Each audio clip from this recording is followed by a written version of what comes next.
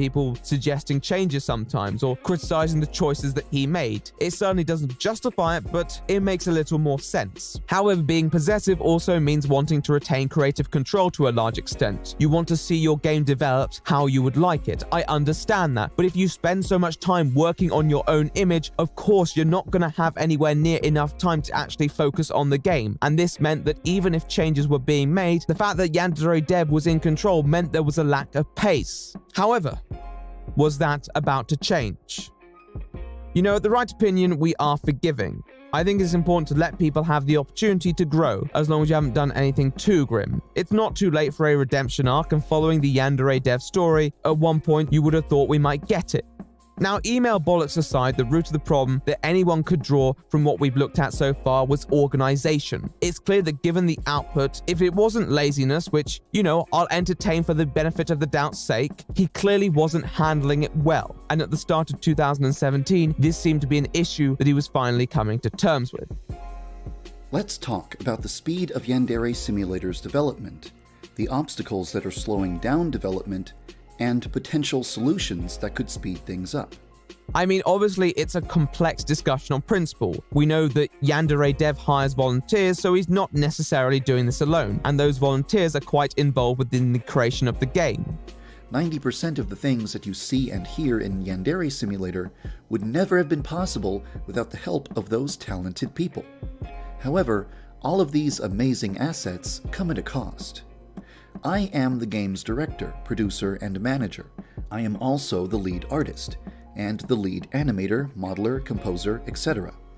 I don't create artwork or animations or models or music, but I am in charge of managing and directing all of the people who produce those things for Yandere Simulator. I am also the game's only programmer. I must perform all of the responsibilities that would normally be performed by about 10 different people if this was a real game company. In spite of this, he is still heavily involved in managing each area. As the director and the manager, he needs to make sure it comes together to make a cohesive vision, something that, on principle, I do empathize with. This is covered extensively in parts 1 and 2 of a set of videos that cover the delays of the game, and exactly how he plans on resolving those problems. Wow, we were making progress. So how did he resolve those problems? Let's talk about it.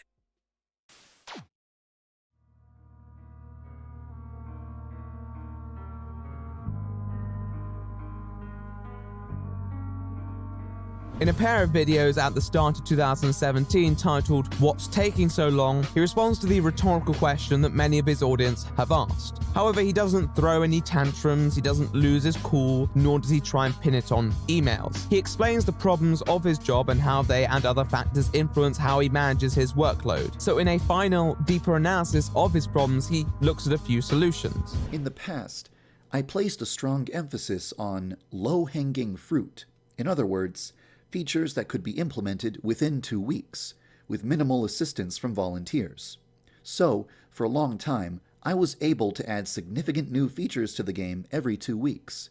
But eventually, I ran out of low-hanging fruit to implement. The next step was to work on the medium-hanging fruit, which required more collaboration with volunteers and more programming work than before. This is when features started to take 4 weeks or several months to implement. The fruit that I'm aiming for now, Osana Najimi, is the highest fruit on the tree and requires me to spend extensive amounts of time speaking with volunteers, which leaves me with almost no time to actually write code. Now, some may question some of the statements that he makes in this video, particularly pertaining to his workload, and those questions would be completely justified. But whether he was being honest or not, he at least seems to grasp that the current rate of progress is unsustainable.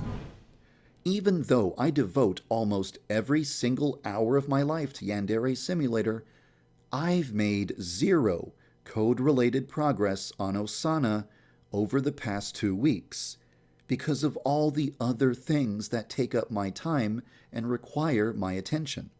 I have no problem managing a team of people, and I enjoy programming, but there simply aren't enough hours in the day to manage a team of people and make significant progress with the game's code.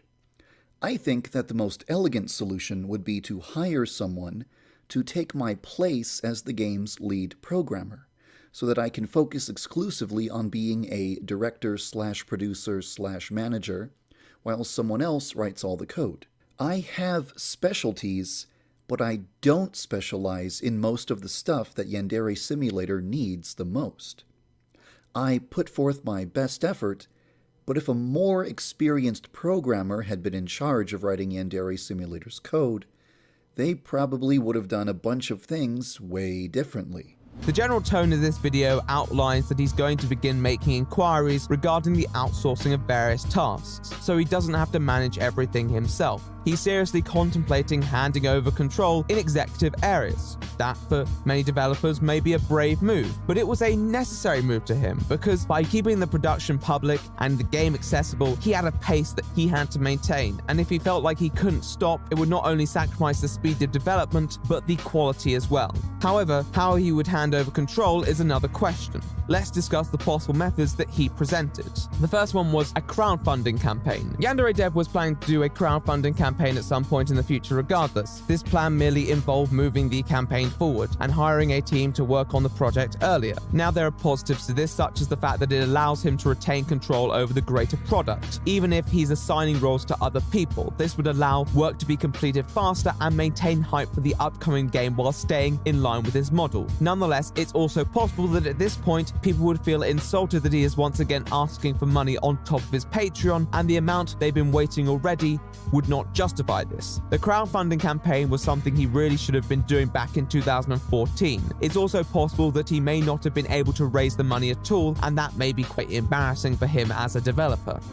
I could forget about Osana, launch the crowdfunding campaign immediately, assemble a team, begin refactoring the game's code as soon as possible, and then release Osana after the refactoring was complete. But I'm not sure if you guys would really want this.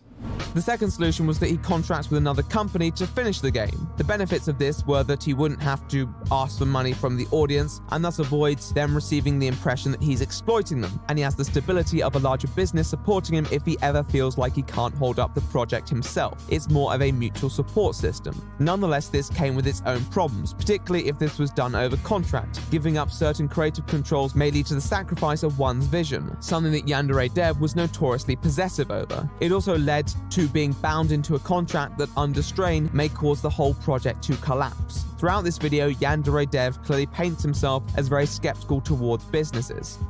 I've already been approached by multiple companies who have expressed an interest in getting involved with Yandere Simulator's development in exchange for a cut of the game's profits. They've proposed deals that involve me giving up 50% of the game's profits, or losing ownership of the game's intellectual property, or removing certain features from the game. These terms are all very unappealing to me. So it seems that whatever option he wants to choose, there is a degree of reservation regarding them. That was a lot of pressure, but at the end of it all, it was an ultimatum. If Yandere Dev continued to try and do the project alone, the time it would take for the video game to be released anyway would kill the hype regardless. So he stated that he was prepared to take the plunge. There was one more option that he presented, but I'm gonna save that for later. Yandere Dev conducted a poll with these options, and the fandom decisively backed him to remain on the current trajectory. But the problem was, although preferable to many, maybe even to Yandere Dev himself, it wasn't sustainable. Yandere had continuously committed to wanting the game released by 2019, and there was no scope of that happening if he continued in the current direction. However, was this all smoke and mirrors, or was he going to follow through on a commitment for once? Well, not too long after, he posted a video which announced that Yandere Simulator was about to enter a collaboration phase. Alongside this, the criticism of the companies in the previous video had been reeled in a little. During this part of the video, I portrayed companies as evil, greedy entities that would steal money from me, take full possession of Yandere Simulator, and censor the game. It was a bad idea to portray companies like this, because not every game developer or game publisher is like that. The language that I used to describe companies in my previous video probably had a strong effect on the poll where I asked people what they wanted me to do. Let me take a moment to talk about companies in a non-biased way. Over the past 2 weeks, I've spent a lot of time speaking with a company that has experience developing games, publishing games, and also working together with struggling developers to help them finish their games. This company has a very good reputation among indie devs, and their name came up numerous times when I asked other developers to recommend a good company to work with. When I asked people for their opinion on this company, nobody was able to tell me a single negative thing about them. Yandev had made the decision to go towards a publisher or developer rather than a crowdfunding project. Who though? Well, a publishing company named TinyBuild. TinyBuild are an independent games company based in Washington, the state, not the city. Well, there are multiple cities named Washington, but you know what I mean. They're the developers of the game, No Time to Explain. However, they've also published games from all over the globe, and you've probably heard of some of them. TinyBuild was probably one of the better options. They have experience and credit within the industry. However, they're not too corporate, and that might lend to some more trust between the collaborators in question. Yandev himself was very optimistic, stating that he'd never heard about any bad experiences with the company and that many had recommended them to him. His partnership with TinyBuild would assure many new developers coming onto the game and working under his management. He would still be the lead designer, he would still have the final say, there was no power being taken away from him. The only catch was that there would be no content that may provide it with an adults-only rating, but that was something that he had anticipated regardless. Overall, the plan was for TinyBuild to take over many of the more business-related matters on top of the development aspects that Yandev felt like he was weaker in. I have no experience hiring people, drafting contracts, trademarking things, or any of the other business-related or law-related aspects of game development. I'm good at making prototypes and implementing low-hanging fruit very quickly, but I'm not really experienced enough to write complex character AI or do some of the other complicated things that are needed to make Yandere Simulator become a reality. So it makes perfect sense for me to partner up with a company like TinyBuild and let them handle all of the things that I'm bad at while I focus only on the things that I'm good at. Yandev also clarifies that this partnership mostly covers creative resources, rather than monetary funding. Thus, although crowdfunding may still be a possibility, he would eventually charge people to play the alpha version of the game, once he considers it complete enough to begin charging. This is a decision that he would make after he had finished Osana. He also said he would not be changing much monetarily, and YouTube ad revenue alongside Patreon was still his only sources of income. However, one of the most significant developments was that TinyBuild would be providing Yandev with a programmer who would sort out a new code for the game while he was working on Osana. Progress would be slow at first, but eventually, as according to this very professional graph, the pace would pick up as TinyBuild take over more assets, leaving Yandev to focus on his executive role. Wow. Like a jigsaw, it was all finally falling into place. Except it didn't, it kinda failed. Well, yeah, but we're meant to build up the tension. Yes, I'm sure your viewers are on the edge of their seat waiting for me to pop up, aren't they? What we're supposed to do is talk about coding. Do you know about programming? I'm a gamer first and foremost, and I always will be. Huh. I don't see you as the gaming type. Okay then, let's talk about the failure of the TinyBuild partnership, shall we? A game development cycle is the most turbulent time of the year. There's a saying when it comes to game development: if all else fails, hire someone to do the job for you and then reap all the benefits for being a sole developer while leaving the poor person in the dust to become a ghost in the industry. I made that one up. But the point is that it's extremely rare for someone to work on a massive game completely and utterly on their own with no assistance whatsoever. And when someone does and releases it to a wide audience, there's a chance that it could turn out really, really good or really, really bad. I've talked about this in my own video, but for the uninitiated, Yandere Simulator is a game that runs on the Unity engine. Before you get your super-powered panties in a twist, I'm not slating the Unity engine itself. Games that are made on the Unity engine, like any other engine, all have varying degrees of quality.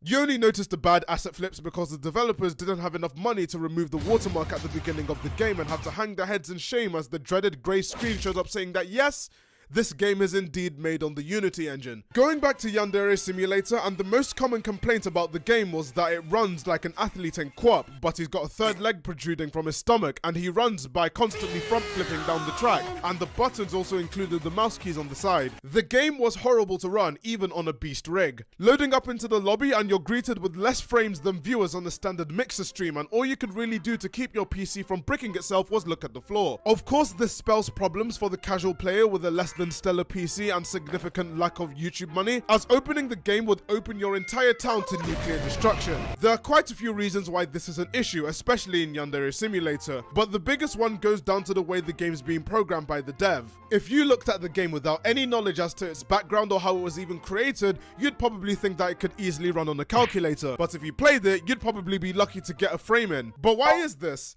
I touched upon this in my own video, but if there was one thing Yandere dev wasn't really the best at, it was programming his game properly to work efficiently and on all devices. The code looked like a complete nightmare. It was like the whole concept of variables was unheard of to him. Before you guys brandish your pitchforks and call for my public execution for being mean about his coding when he never had any experience before, let me explain why a lot of people take a big issue with this programming. Yandere Simulator has been in active development for about 5 to 6 years, and he's been programming the game the entire time when he wasn't live streaming video games or making more videos explaining the lore. He's being paid the same wage, if not more, than professional programmers who by now would have completely finished the game and done several patches to it and released it on the Nintendo Switch and Nokia Brick. He's commented that he knows his code looks awful and that he only codes on areas that aren't used frequently. If he's saying that, then that means he clearly knows how to code properly, so why isn't he doing it? The code looks like a complete mess! In the code, he uses the update function, and he fills it to the brim with things that the game will do at that specific point. The problem is that with this function, said things would run every single frame. I can go into more detail about the coding, but several programmers have made comments and points about it, so I'll leave notes about what the professionals say with Troz so he can add it to the really large amount of sources that's been compiled for the video. Now, where does TinyBuild come in? TinyBuild offered to extend their services to Yandere Dev, as any professional programmer would look at the code that he's done and projectile vomit all over the screen. Initially reluctant to have another programmer do a better job than him, he eventually caved and a developer was sent to work on the game, with TinyBuild hopping on board to publish the game should it get released. Good coding is meant to be flexible, quick and efficient, so that when needed, you can make quick optimization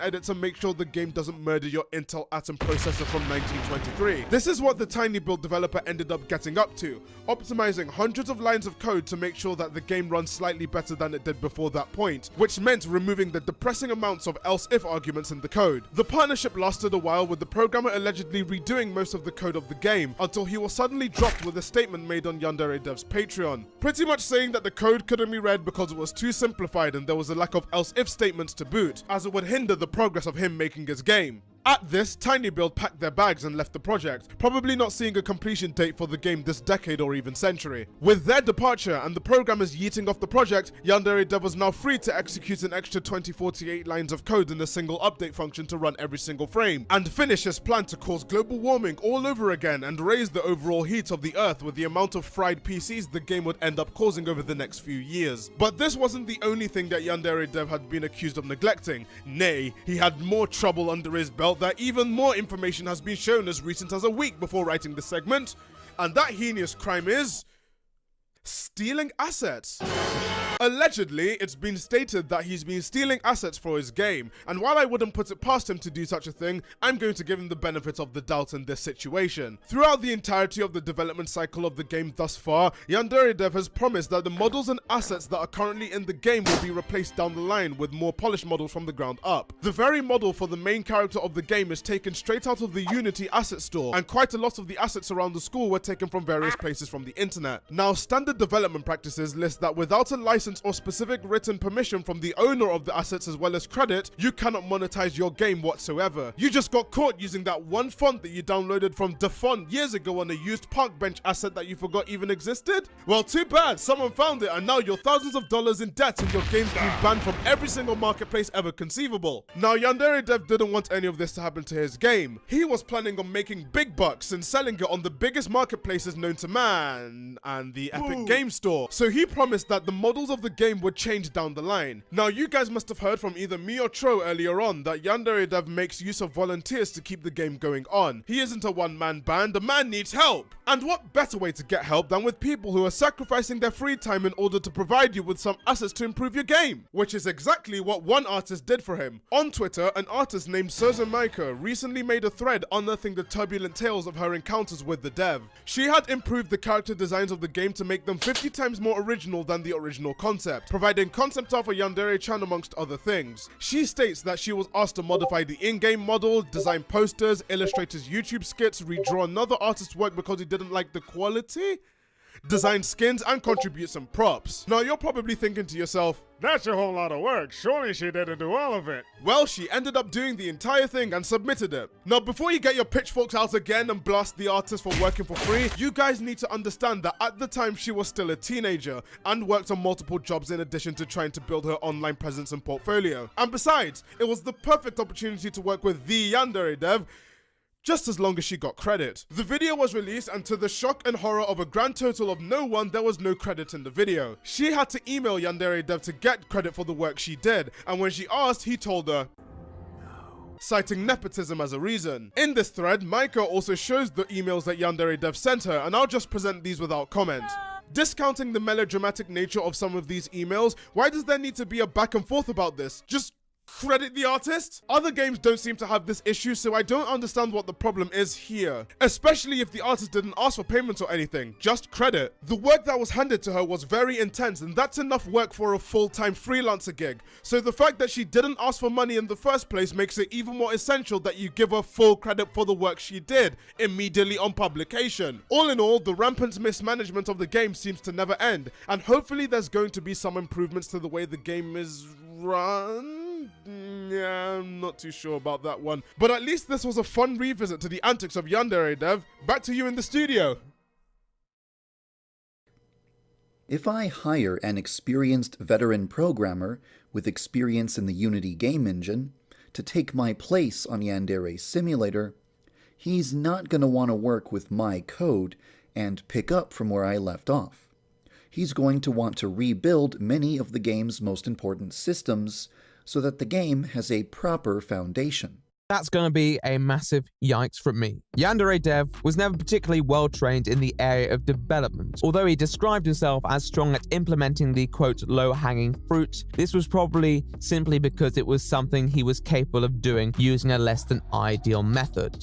In some future posts, he said that he couldn't talk about the deterioration of his partnership with tinyBuild, although he later said something, so I'm not sure what the terms of his legal contract were. In summary, it appears that Yandere dev had compatibility issues with a more efficient system, and I think that can be a problem. He would often go on in the future to frame it as a subjective difference, despite admitting to being poor at it in previous videos. And I don't think it's merely creative differences. So let me explain. Okay, so I play squash. It's a fun game. For most squash players who want to win matches, there are a general set of principles that your style of play should adhere to. We all have personal touches that help us develop our own brand, but at the end of the day, if you play in a style that is too incompatible with the game of squash, chances are you won't win the game. This is a general principle that you can follow into most professions and hobbies. Creating a video game stems from the same general rules. It is likely that we have our own personal flair and approach, but there are general rules that will alter the outcome in a possibly favorable and unfavorable way with your audience. At the end of the day, the only person I'm playing a squash game for is me. There is no one else out there who is invested in my performance, so I'm not expected to perform. However, if I was contracted or if I was playing for a league team, I think it'd be reasonable for me to adhere to a few rules to make sure that my performance in the task was somewhat efficient. Now, Yandere dev could develop a game how he wanted to on principle. However, he also had a lot of people who had an implanted expectation based on industry standards. And given that he was often appealing to that audience for the funding and support, you'd think he would have been more focused on delivering. When his initiative received a groundswell of support in 2014, what he should have done is worked out how to improve his skill at programming before then working out how to develop the game in a constructive way rather than basing his developments off what would build the most hype and just doing it his own way, which only postponed the eventual confrontation of the unfinished game. When a solution had finally been calculated, almost 3 years after the development began, his previous approach to creating the game made working with what he had incredibly difficult, and his prevailing stubbornness when presented with a possible solution eventually prevented the progress that may have been achieved. It reminds me of an old post he made where he turned some harsh coding feedback he received from his idol into a Batman's origin story. I turned the hatred into a burning passion. It's a daft post, and he did actually admit he was wrong in 2015, so I'm not going to hold it against him. But I don't think he thought about the feedback enough because we ended up in this mess regardless. It's hard to fully empathize with him because to me it seems he must have apprehended these problems in advance and pushed on regardless. Instead, by going for the quote low-hanging fruit, it meant that the problems with his style didn't become apparent until after a significant amount of development had taken place, because he was so focused on that and it pushed to a point where it was much hard to reverse, to the point where tinybuild couldn't continue. Yandev himself was too stubborn to learn how to adapt, and the progress of the game suffered for it. However, living in this world of denial, come 2018, he decided that actually all these factors that are basically self-evidential at this point were not to blame, and he had his own theory. In another condescending video, I don't know how he does it with that tone, called How Long Does It Take to Make a Video Game?, he presents his own version of events.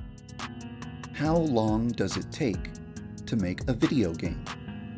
The answer is, it depends on a large number of different factors, such as the genre, the budget, the size of the team, the complexity of the game, whether it's an original game or an imitation, and a bunch of other factors that you probably wouldn't have considered.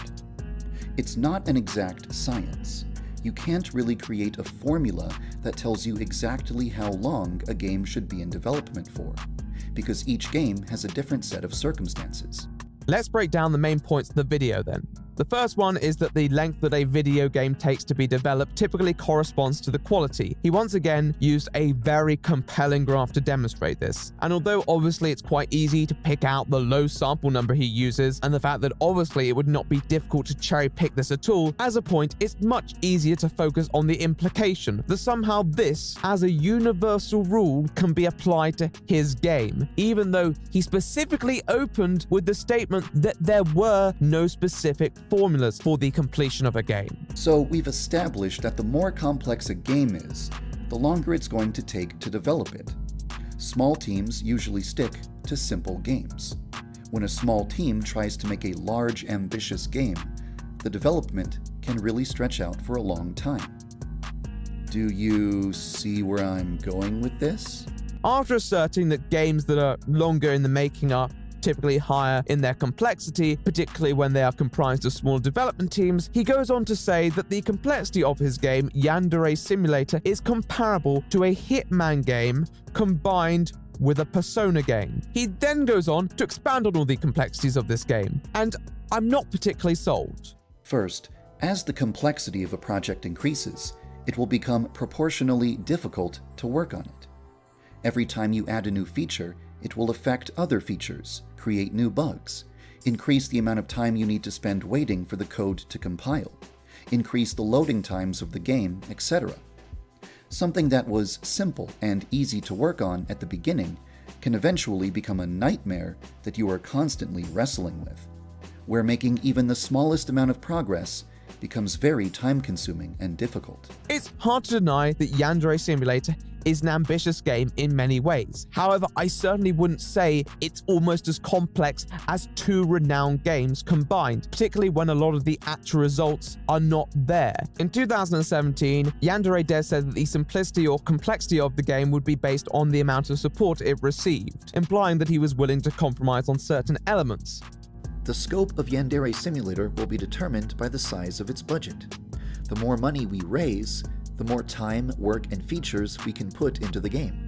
But in this video, he clearly implies that it will be complex regardless of the outcome and uses it as a shield for the length it has taken to develop the game. Once again, it's a sacrifice of realistic goals for personal sentiments and the condescending explanation of why everyone should deal with it. On top of the programming argument that Thaf9 has likely debunked in his part, Yandere eventually talks about mental health, a very serious matter. If you push yourself to work as many hours as humanly possible every single day, then eventually you're going to burn yourself out. You'll become too exhausted and fatigued to be productive. If you work on the same project for multiple years, you'll eventually get tired of it. This will lead to a loss of enthusiasm and motivation, which will cause you to become more easily distracted and less productive.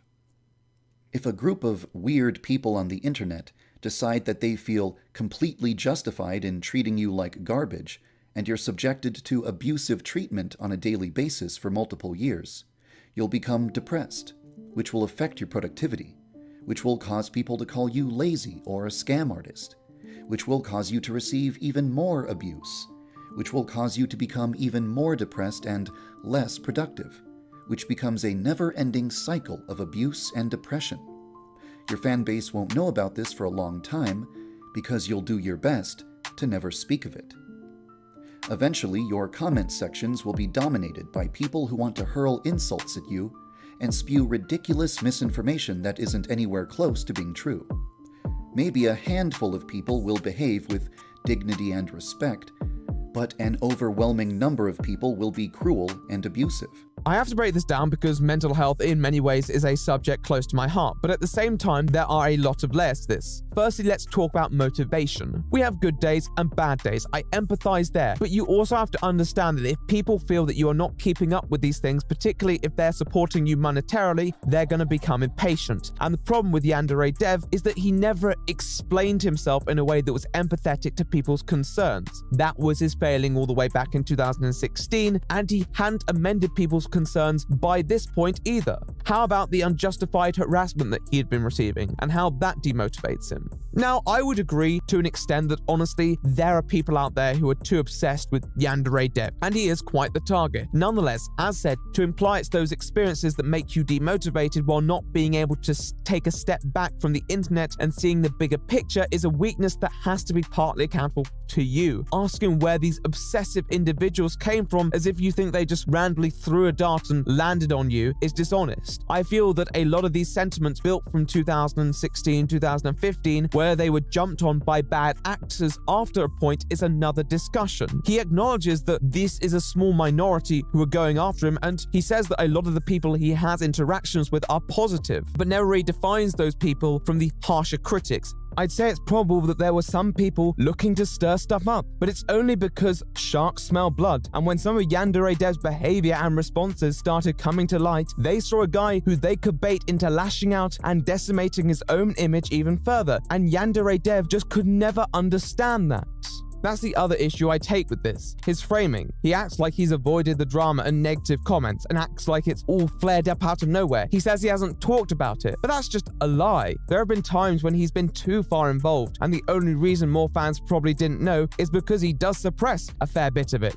And this led me to a new point, that I think social media harmed yandev and the simulator more than anything.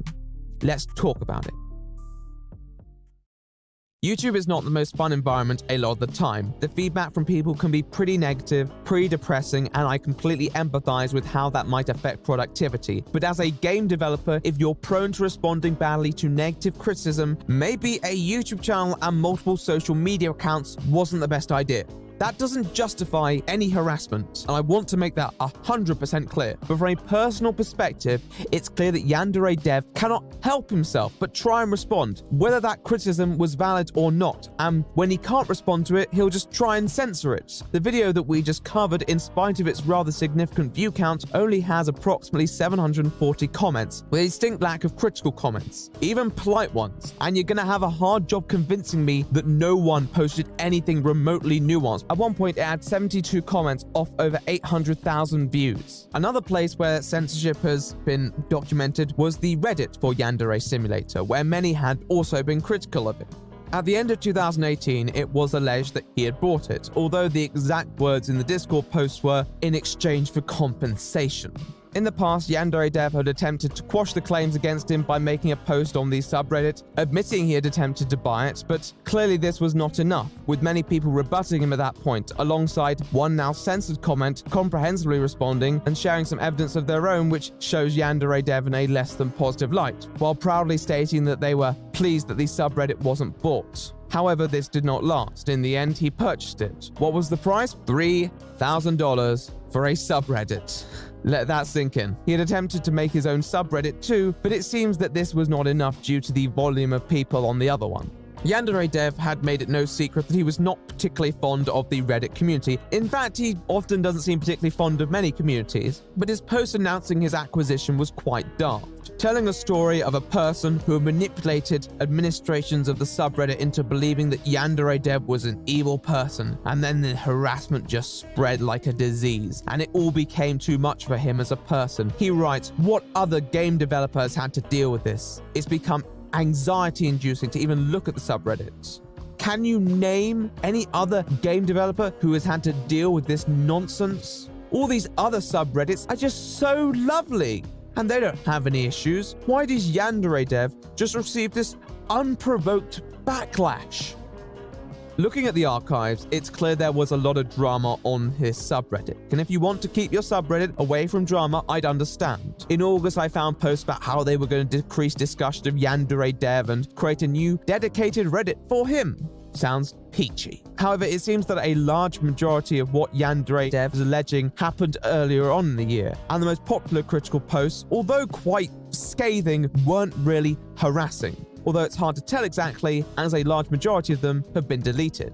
However, I did manage to dig up some of the censored posts, mostly following his How Long video, and a lot of them are pretty concise and some are just plain responses. Nonetheless, one trend I did notice was the promotion of a Patreon boycott following that video, and in that month, it seems that Yandev lost over $1,000 in Patreon money, which probably bothered him a lot. There was also a Karma court case, which is like this court in Reddit. I don't think they have any legal jurisdiction, but it's a thing, and I'm not going to pretend to understand it. You guys do you. To summarize, there was some BS happening. To what extent, I'm not sure. His comments weren't the most encouraging. He wasn't really interested in whether the criticism was well structured or whether it was harassing, regardless of how he frames it. Yes, at the end of the post, he states that any public criticism of him can only be done in bad faith, as it means you're trying to stir up drama. And if you have any other criticism of him, you should email him.